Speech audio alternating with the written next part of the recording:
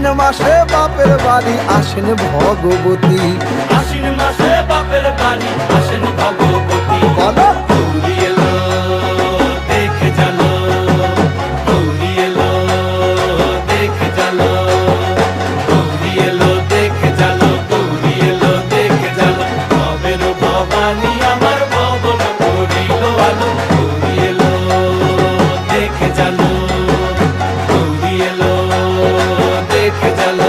ও দেখি সিংহের উপর উইঠা চুরি, অসুরের টিকি ধরি গলায় দিছে সাপ জড়াইয়া বুকে মারছে খুঁচা। কিন্তু